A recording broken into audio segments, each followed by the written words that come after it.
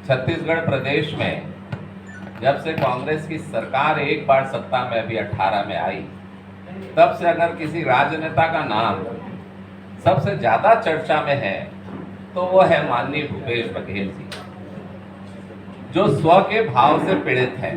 मैं और मेरा अर्थात स्व का भाव, जबकि राजनीति के क्षेत्र में बहुजन हिताय सर्वजन हिताय सर्वजन सुखाय का सिद्धांत लागू होता है। पर भूपेश बघेल जी ने सदैव स्व, मैं और मेरा के सिद्धांत पर राजनीति की।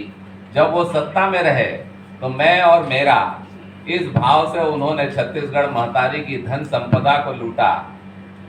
तानाशाही रवैये से अधिकारियों को दबाव में लाकर और अपराध को फूलने फलने दिया।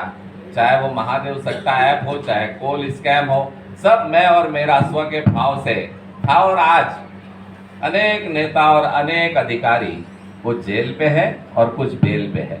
ये स्व के भाव से था। जब वो सत्ता में थे तो कांग्रेस पार्टी का इतना नुकसान किया कि स्व के भाव ने कांग्रेस पार्टी की सत्ता छीन ली।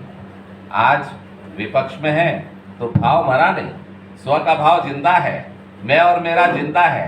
पार्टी से कोई लेना देना नहीं है, कांग्रेस पार्टी से उनको अभी स्पष्ट हो चुका है उनकी करनी से।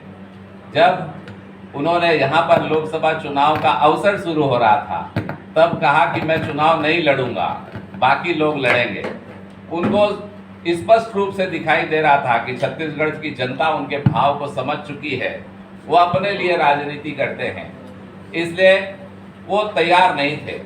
जब पार्टी ने जबरदस्ती की तो उन्हें मालूम था कि रायपुर से तो बुरी तरह हारेंगे। दुर्ग के तरफ उनकी आंख गई, पर वहां पर हमारे मजबूत प्रत्याशी को देख फिर वह पार्टी ने जबरदस्ती की तो वो राजनांदगांव भाग खड़े हुए। राजनांदगांव जाने के बाद उनको अपनी हार स्पष्ट रूप से दिखाई दे रही है, क्योंकि वहां के कार्यकर्ता माननीय कांग्रेस पार्टी के, मैं कहूंगा दिग्गज कार्यकर्ता अरुण सिसोदिया, जिन्होंने मंच से ही कहा, वैष्णव ने मंच से ही कहा, सुरेंद्र वैष्णव ने, कि आपको अब फुर्सत मिली है। इतने दिनों बाद जब सत्ता में थे किसी कार्यकर्ता का काम नहीं किया, सार्वजनिक रूप से कहा तो भूपेश बघेल जी की चूल्हे हिल गई।